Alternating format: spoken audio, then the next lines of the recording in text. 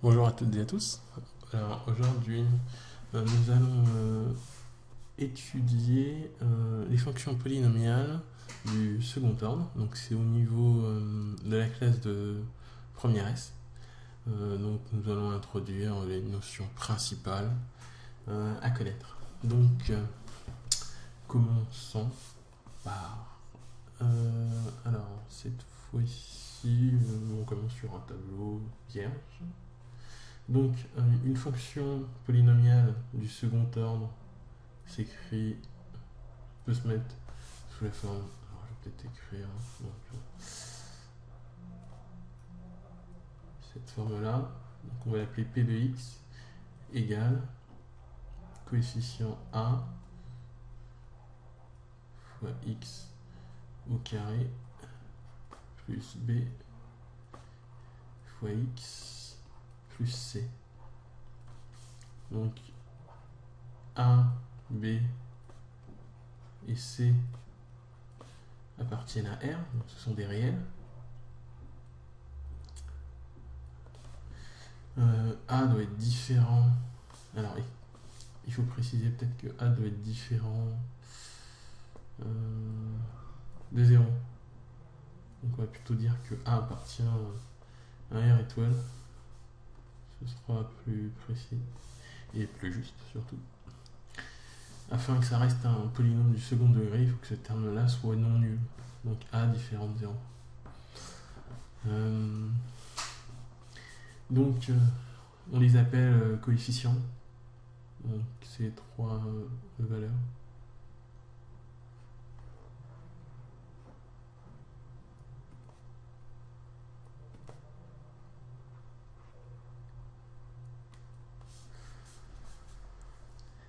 Alors, première chose, donc ça c'est dit. Ensuite, ce que l'on peut dire, c'est qu'une fonction polynomiale, donc on va l'écrire, une fonction polynomiale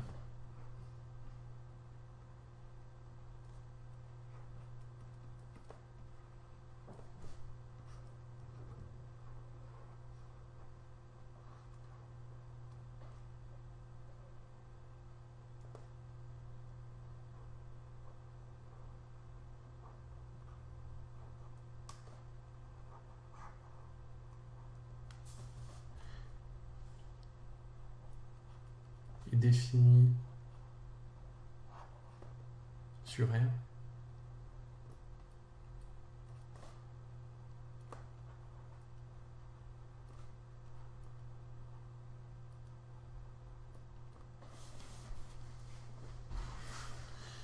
Voilà.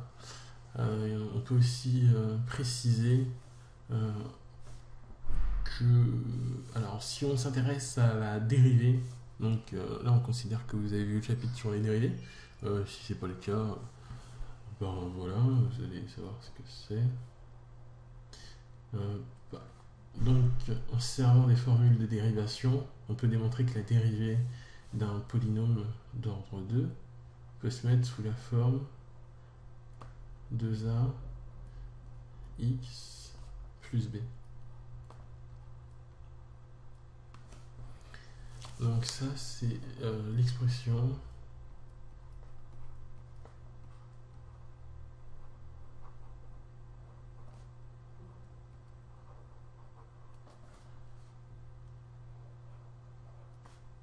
de la dérivée.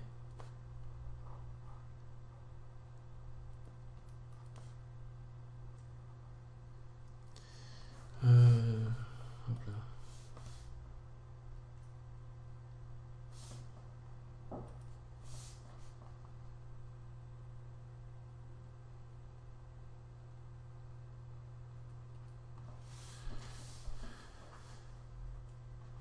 Voilà. Alors, ce qu'on demande aussi de savoir concernant les fonctions polynomiales, c'est d'être en mesure de résoudre l'équation p de x égale 0. Donc elle s'écrit ax carré plus bx plus c égale 0. Alors pour résoudre cette équation, il faut passer par le calcul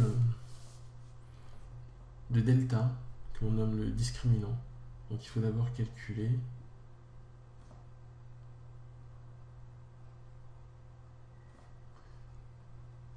le discriminant.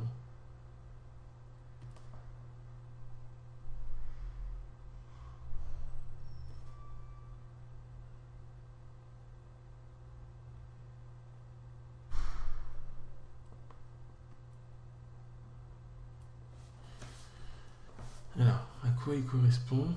On l'appelle delta. Et il est égal au coefficient b au carré moins 4 fois a fois c. Alors, on a trois possibilités. Soit le discriminant est négatif, soit il est égal à 0,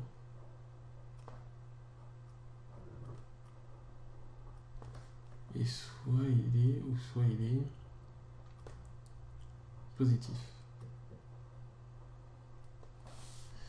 Lorsqu'il est négatif, ce que l'on peut dire, c'est qu'on n'a pas de solution.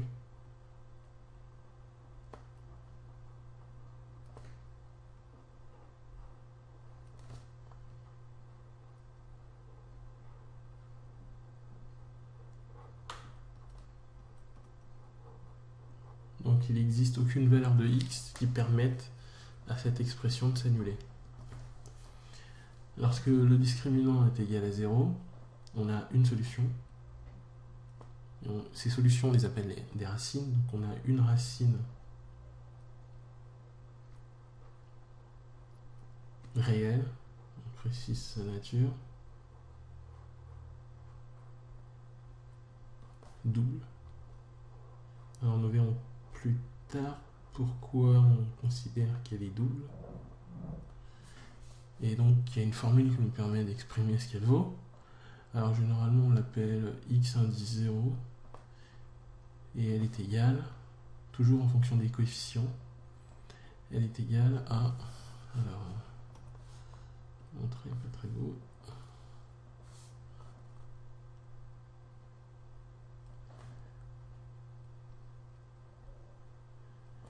moins b sur 2a. Voilà. Ensuite, on a le cas où, donc le dernier cas où le discriminant est positif. Cette fois-ci, on a deux racines réelles.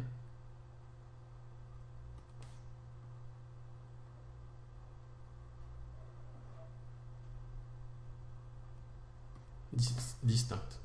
Donc, deux formules à connaître. Donc, la première racine, on va l'appeler x1. On va dire qu'elle est... Alors, je vais peut-être essayer... Ce serait peut-être plus simple. Si je restais... Voilà.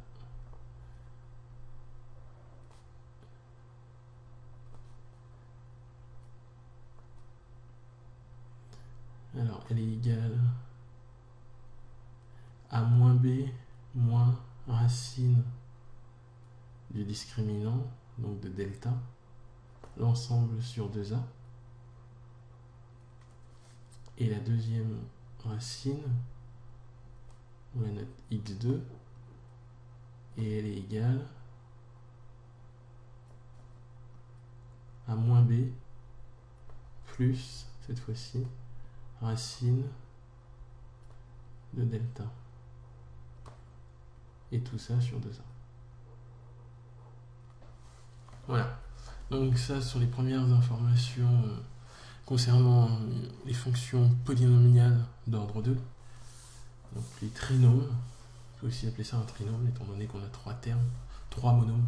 Un terme correspond à un monôme. Donc, on va ouvrir une seconde page. Ça va être là. Voilà. Maintenant, on va parler de la représentation graphique des trinômes du second degré. Donc ce qu'il faut savoir, c'est que la courbe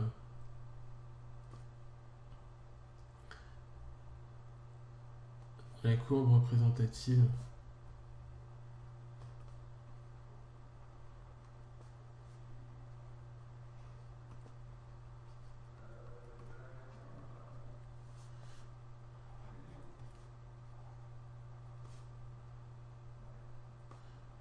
d'une fonction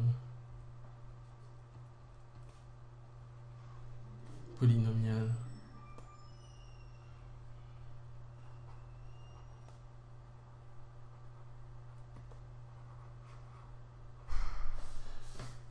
d'ordre 2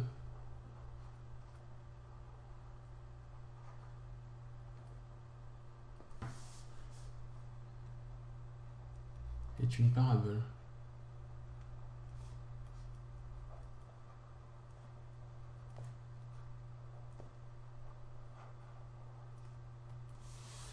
Voilà, donc on a deux cas de figure. On peut avoir une parabole présentant un minimum ou une parabole présentant un maximum. Donc ici c'est simplement l'allure.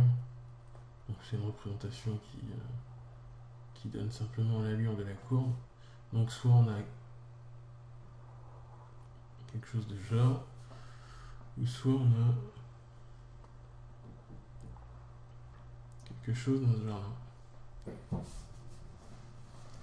Donc on va faire une représentation de l'allure assez schématique en fonction de deux paramètres, à savoir le signe du coefficient A. Donc dans le cas de figure où petit a est positif, et donc ici négatif, et en fonction du discriminant. Donc ici on va se placer un discriminant négatif, ici un discriminant nul, et enfin un discriminant positif. Alors, le fait que A soit positif, on a un minimum, donc c'est ce cas-là. Ici, A est positif, comme pour la fonction x carré. Elle a exactement cette allure-là. Et ici, A est négatif. Donc ici, toutes les courbes représentatives de ces trois cas de figure pour A positif, elles auront cette allure-là, avec un minimum. Maintenant, le fait que l'on ait le discriminant qui soit négatif égal à 0 ou positif, ça va nous donner une autre information. Donc on va représenter évidemment notre fonction sur un repère, donc c'est une allure, j'ai fait à main levée.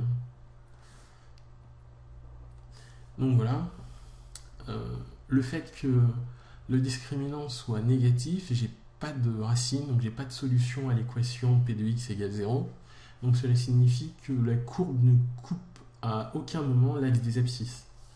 Et donc si elle a cette forme-là, cela signifie qu'elle est forcément située au niveau de l'hémisphère nord. Donc après, elle peut être ici, ici, enfin vous la représentez où vous voulez. Mais ça signifie tout simplement qu'elle est située quelque part ici en ayant cette forme, au niveau de l'hémisphère nord. Ensuite, ce cas-là, donc le cas où le discriminant est nul,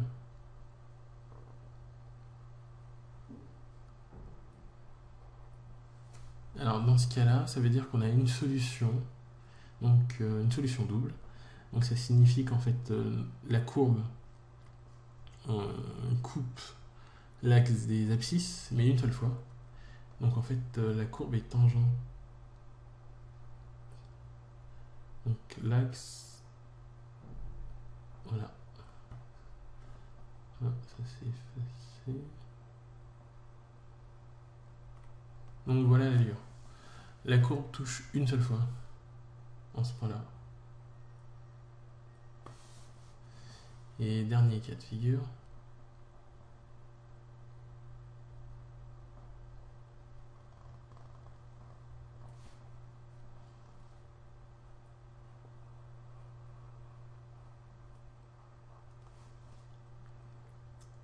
Cette fois-ci, le discriminant est positif. Donc on a deux solutions réelles distinctes. Donc cela signifie qu'on coupe deux fois l'axe des abscisses. Deux endroits différents. Donc elle a une allure de ce type-là. On obtient bien une première valeur ici qui va correspondre à x1. Donc la racine la plus petite. x2. Et celle-là, je n'avais pas précisé, mais c'est x0. Et donc, par analogie, on peut faire le même raisonnement lorsque A est négatif. Donc, je trace très rapidement mes axes. Donc, cette fois-ci, A est négatif, donc mon allure est de ce type-là. J'ai un maximum. Et comme dans ce cas-là, c'est par colonne pour delta. Delta est négatif, je ne coupe à aucun moment l'axe des abscisses, donc je me situe au niveau de l'hémisphère sud.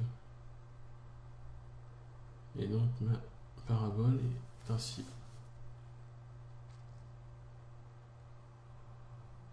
Ensuite, l'avant-dernier cas. Ah, j'ai pas mis de...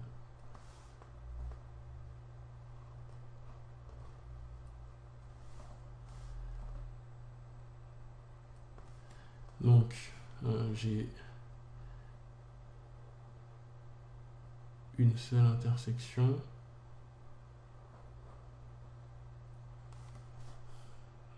Voilà, ici ça va être x0. Et le dernier cas,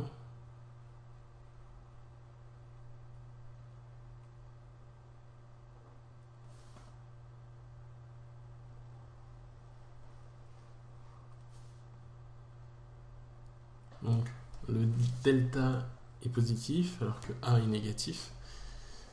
Donc comme delta est positif, j'ai deux racines.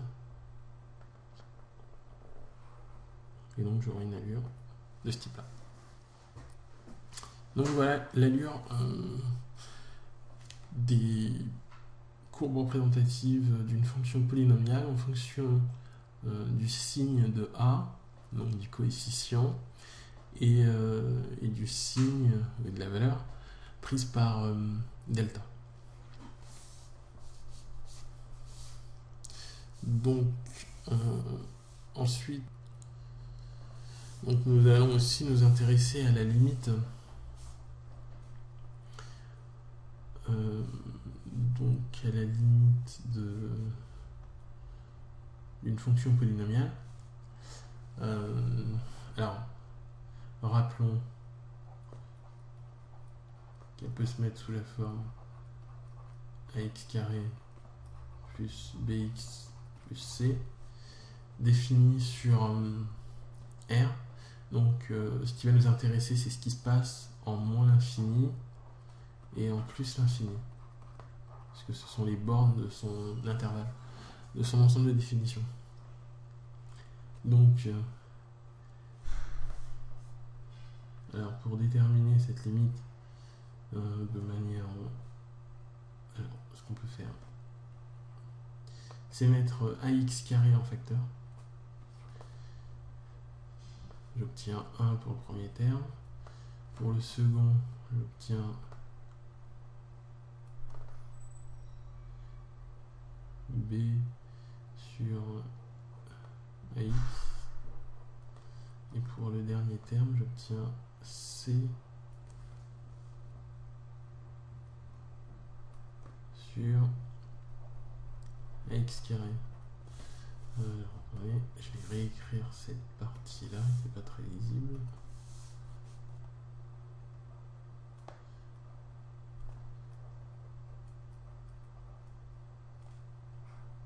Voilà.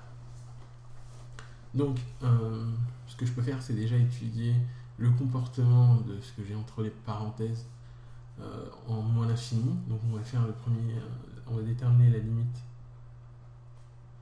de P de x quand x tend vers moins l'infini. Donc pour ce faire, on va s'intéresser à la limite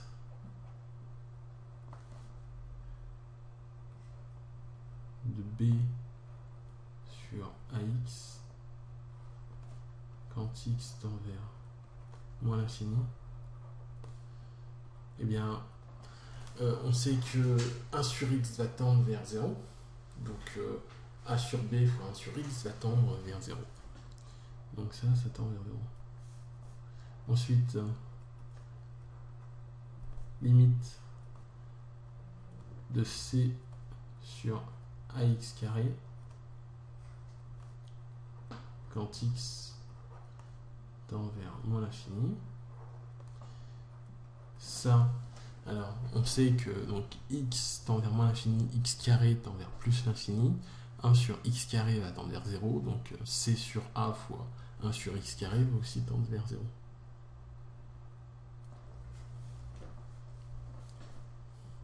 Et à partir de là, grâce à ça, on peut déterminer la limite de 1 plus b sur ax plus c sur ax carré quand x tend vers moins l'infini. Alors, pour aller assez vite, en fait, ce que l'on constate, c'est qu'on obtiendrait la même chose si on s'intéressait à plus l'infini. Donc ce que je vais faire, c'est qu'au lieu de réécrire exactement quasiment la même chose, c'est rajouter un petit plus ici, ce qui nous permet de dire qu'en plus l'infini, ça tend aussi vers 0, et que ce terme-là tend aussi vers 0 en plus l'infini. Donc ce terme-là va tendre vers aussi plus l'infini, et ça va tendre, la limite va être égale à 1 tout simplement. Puisque ça tend vers 0, ça tend vers 0, il ne reste plus que 1. Donc, alors là par contre on va séparer, ou pas d'ailleurs, non on va laisser tel quel. Donc en fait ce qu'on va obtenir c'est la limite de ax au carré quand x tend vers plus ou moins l'infini, ça va être la même. Pourquoi ? Bien parce que quand x tend vers moins l'infini, x carré tend vers plus l'infini, et quand x tend vers plus l'infini, x carré tend vers plus l'infini, donc ça tend vers la même valeur. Et donc en fait, ça va dépendre de petit a, du signe de petit a. Donc on est évidemment dans le cas de figure où petit a est différent de 0, puisqu'on a un polynôme d'ordre 2.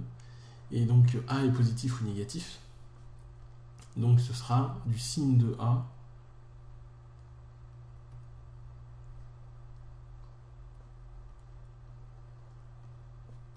multiplié par l'infini. Ce qui veut dire tout simplement que si a est positif, ça tend vers plus l'infini. Si a est négatif, ça tend vers moins l'infini. Et donc,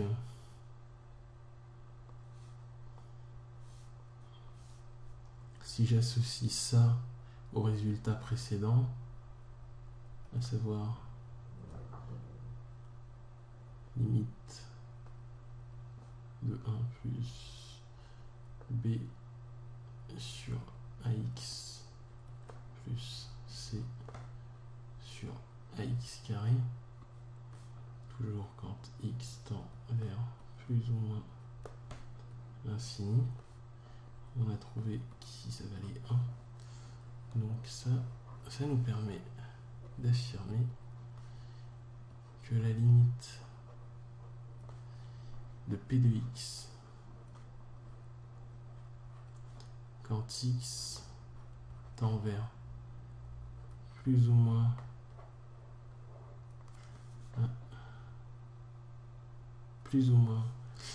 l'infini, ça va être égal, bah, tout simplement, ça va dépendre du signe de A,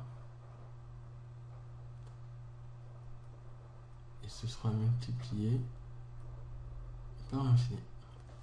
Donc si A est positif, la limite en plus et moins l'infini, les limites en plus et moins l'infini tendent vers plus infini. Si c'est négatif, si A est négatif, et bien les limites en plus et moins l'infini tendent vers moins l'infini. C'est bien ce qu'on observe ici, puisque si on retourne là-dessus, A est positif, les limites ici sont positives puisqu'elles tendent vers plus l'infini.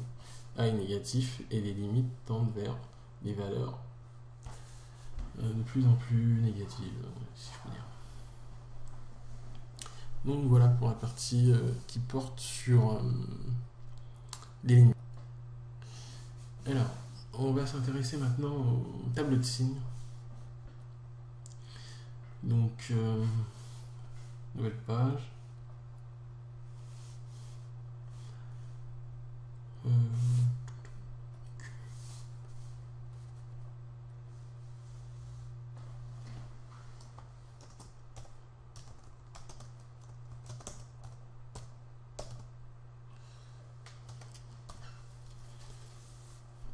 Ok.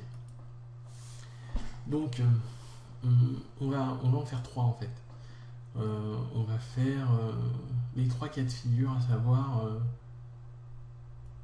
quand delta est négatif. On va commencer par ça.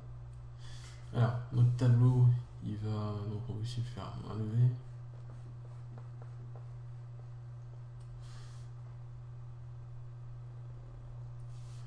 Donc, il va s'étendre de moins l'infini à plus l'infini, puisque c'est l'ensemble des définitions de la fonction polynomiale. Donc ici c'est P de x. Alors, qu'est-ce que l'on observe? Ce que l'on sait, c'est qu'on n'a pas de racine dans ce cas de figure. Donc ça signifie qu'on ne coupe pas l'axe des abscisses. Donc on reste au niveau d'un des hémisphères.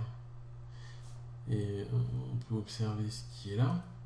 Lorsque A est positif, on est au niveau de l'hémisphère nord. Donc en fait c'est positif, puisque toutes les valeurs prises par cette fonction ont des valeurs positives. Alors que quand A est négatif, l'ensemble des valeurs sont négatives, et donc on est dans l'hémisphère sud.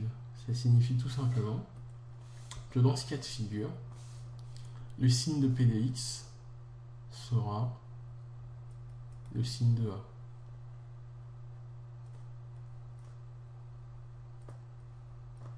Et voilà. Ensuite, delta égale 0.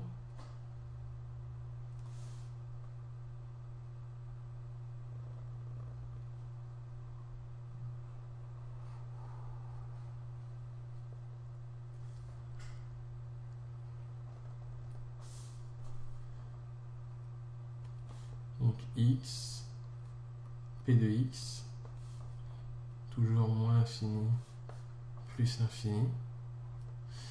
Cette fois-ci, la fonction s'annule, ici. Alors elle s'annule pour une valeur qui n'est autre que x0, et c'est moins b sur 2a, qui correspond aussi à la valeur minimale. Alors, puisque si on observe ici, non, plus haut, voilà, c'est bien la valeur minimale, ou maximale s'il s'agit de cette représentation-là. Donc, qu'est-ce qu'on observe? Quand A est positif, l'ensemble des valeurs sont positives ou nulles, donc c'est du même signe que A, et lorsque A est négatif, toutes les valeurs sont négatives ou nulles. Et bien donc, ce qu'on peut indiquer ici, c'est que c'est du signe de A à gauche et à droite de 0.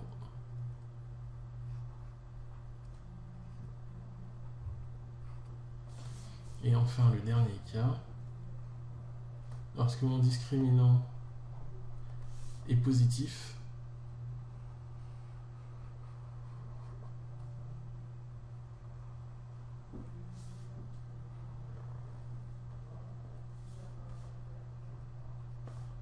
Donc P de x moins l'infini plus l'infini. Là, j'ai par contre deux valeurs qui annulent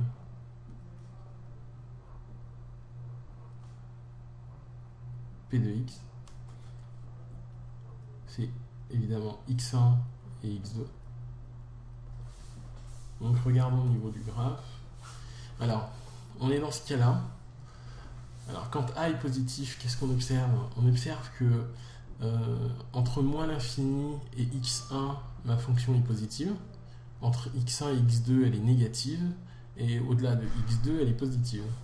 Alors que, je ne les ai pas indiqués ici, mais ici c'est x1, c'est x2. Donc dans le cas où A est négatif, ma fonction est négative de moins l'infini à x1, elle est positive entre x1 et x2, et elle est négative entre x2 et plus l'infini.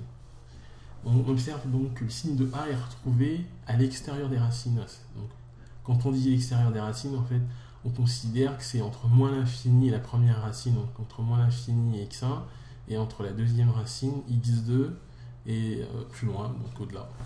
Donc, en résumé, on peut indiquer qu'ici, entre moins l'infini et x1, ça portera le même signe que le coefficient A. Idem à l'opposé.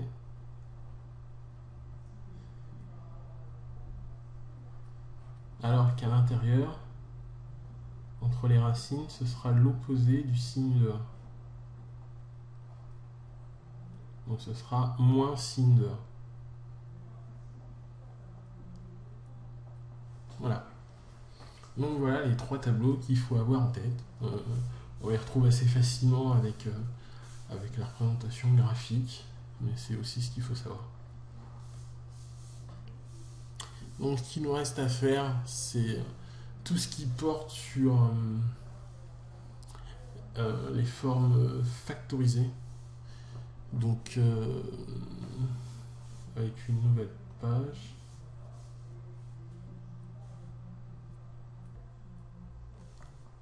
Donc voilà, une nouvelle page. Alors donc, nous allons introduire à la fois la forme factorisée et la forme canonique. Donc on va commencer d'abord par la forme factorisée.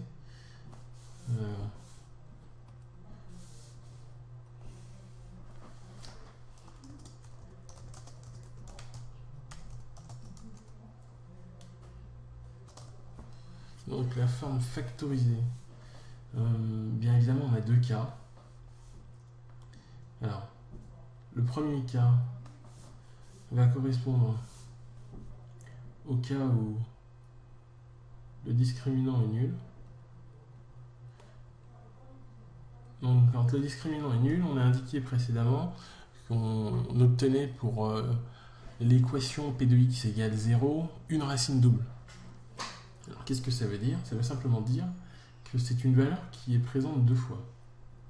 Donc la forme factorisée associée à mon polynôme qui aurait un discriminant égal à 0, ce serait un polynôme qui pourrait se mettre sous la forme P de x égale à facteur de x moins x0 élevé au carré. Et donc en fait c'est x moins 0 fois x moins x0 facteur de x moins x0. Donc présent deux fois. Alors que si je prends un polynôme dont le discriminant est positif, sa forme factorisée est de la forme P de x égale à facteur de x moins x1 facteur de x moins x2. Voilà. Et évidemment, vous me direz, il reste un dernier cas.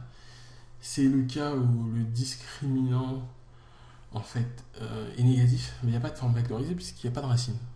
Donc c'est dans ce cas de figure où on introduit la forme canonique. Donc ici, la forme canonique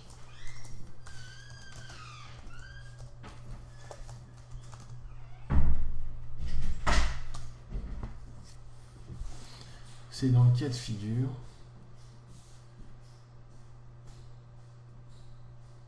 d'un discriminant négatif. Voilà. Alors, il y a une formule qui donne la forme canonique. Pour ma part, je ne l'ai jamais apprise. Parce qu'en fait, l'objectif, quand on est en première ou en terminale, c'est d'être en mesure de redéterminer, de redémontrer la forme canonique. Donc, on ne vous demande jamais de réappliquer la formule. Je m'explique. Donc, le plus simple, c'est de le faire sur un exemple. Si je prends un exemple, à savoir P1x égale x au carré plus x plus 1, ce polynôme-là doit avoir un discriminant qui est négatif. B au carré, c'est 1. 1 moins 4 fois 1 fois 1, ça fait moins 4, donc ça fait au final moins 3, donc c'est bien négatif. Donc ici, on peut appliquer, on peut essayer de rechercher la forme canonique. Donc, on va le faire. Alors, c'est parti.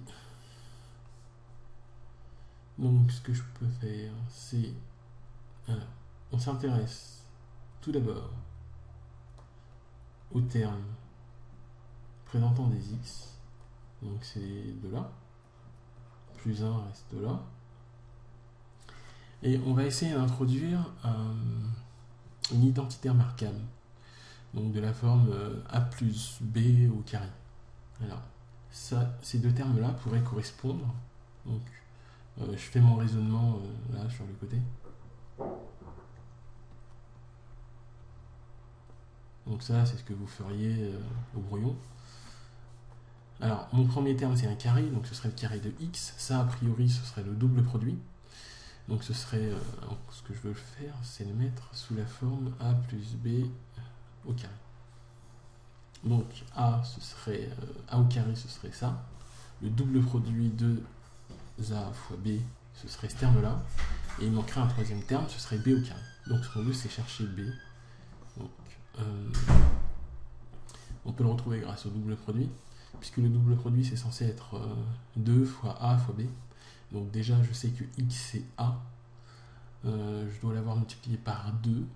Et si je n'observe pas de 2, c'est que je multiplie par 1,5. Donc b égale 1,5.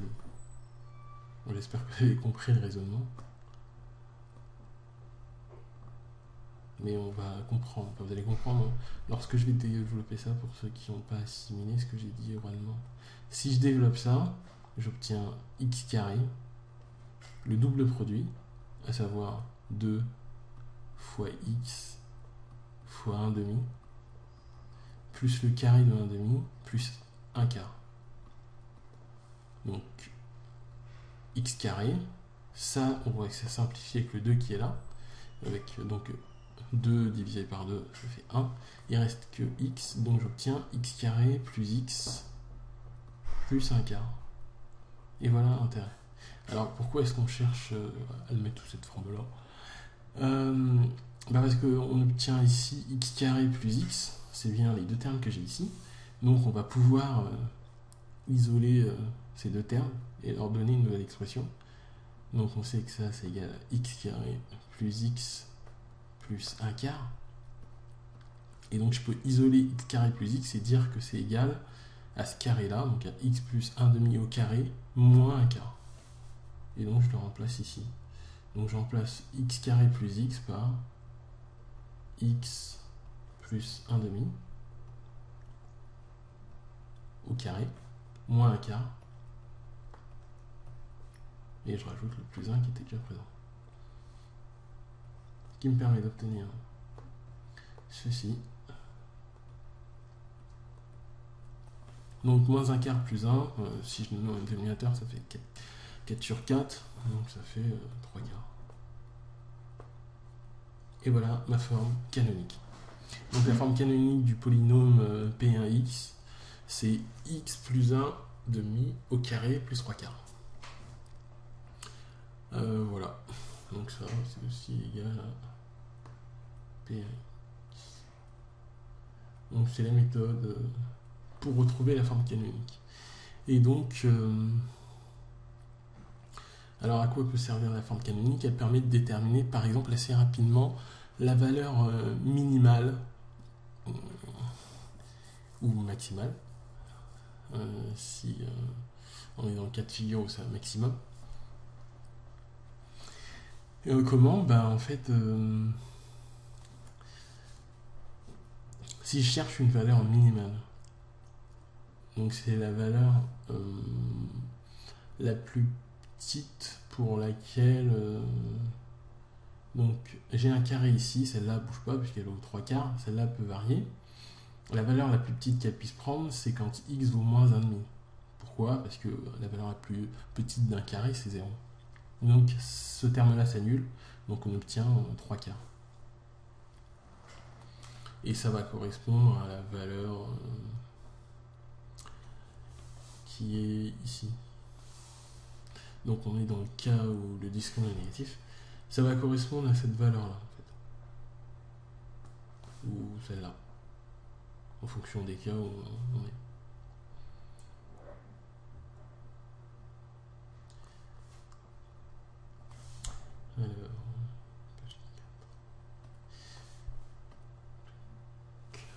Ici.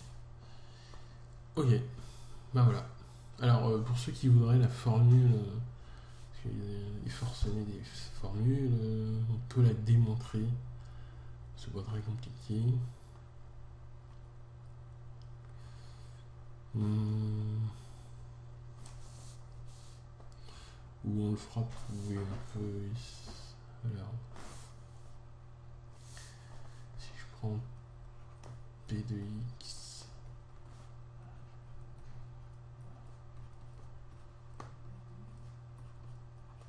si je prends ça,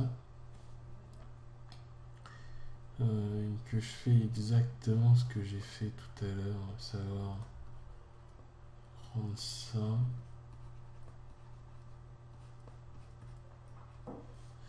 je mets A en facteur, j'obtiens x carré plus b sur a, x plus c. Je cherche un double produit, enfin une identité remarquable, donc qui ferait intervenir x au carré, donc il faudrait déjà qu'il y ait x. Ça, ce serait mon double produit. Donc si c'est mon double produit, x est présent ici, il me reste, donc j'ai un plus ici, donc déjà je peux mettre que c'est plus, qui est là. Ensuite, j'aurais dû multiplier par 2, il n'est pas présent, donc j'ai forcément multiplié par 1,5. Et évidemment b sur a. Donc si je développe ce carré, j'obtiens x au carré plus 2 fois 1,5 fois b sur a fois x plus 1 quart de b au carré sur a au carré. Donc ça donne x carré, 1,5, 2 simplifie, il reste b sur a fois x plus 1 quart de b carré sur a carré. Donc je retrouve mes deux termes qui sont là. Ce que j'ai le droit d'écrire, c'est que x, donc plus 1,5 de b sur a au carré, ça va être égal à x au carré plus b sur a x plus b carré sur 4a au carré. J'ai atteint le bord. Ça ira mieux comme ça. Donc voilà. Donc je me resserre de ce terme-là. Bon, je d'isole ça, je le réintroduis là. C'est-à-dire que. Sans oublier que j'ai A devant. Donc je rappelle mon A. Et ensuite, je remplace tout ça. Donc j'obtiens X plus B sur 2A au carré moins B au carré sur 4A carré plus C. Je développe tout ça. J'obtiens A facteur de X plus B sur 2A au carré moins B carré sur 4A plus C. Ensuite, je fais la somme. Enfin, je mets tout dans le dénominateur. J'ai moins B. Alors, je vais peut-être l'écrire comme ça plutôt. Moins B plus 4AC sur 4A.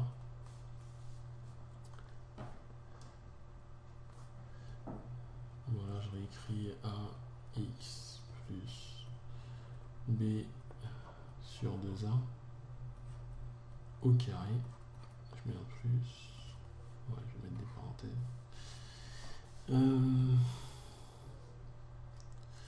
Bien là, ce que je peux faire, mettre un signe moins facteur, donc je mets X plus B sur 2A, ça n'a pas changé. Donc je sors le signe moins qui est là. Donc si je le sors, il se retrouve à l'extérieur. Ce qui va se passer, c'est que donc ça va devenir positif. Mais l'autre ici va devenir négatif. Donc j'obtiens ça.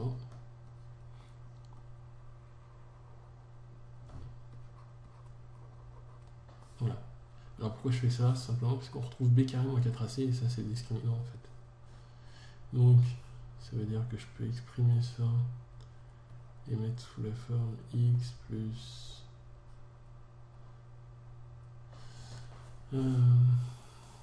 c'est pas 2, c'est B.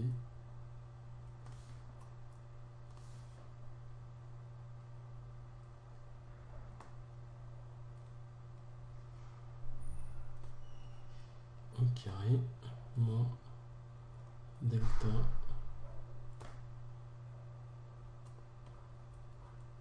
sur 4. Donc voilà pour ceux qui veulent absolument la formule.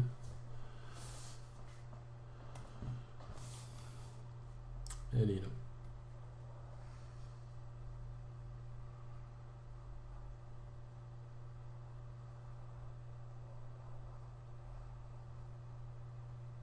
Personnellement, je ne l'ai pas apprise. Mais vous voyez qu'on peut la retrouver dans le cas général. Donc voilà. Donc eh bien aujourd'hui nous avons vu les propriétés principales qu'on vous demande de connaître en première S concernant les fonctions polynomiales d'ordre 2. Et donc je vous dis à la prochaine. Bye bye.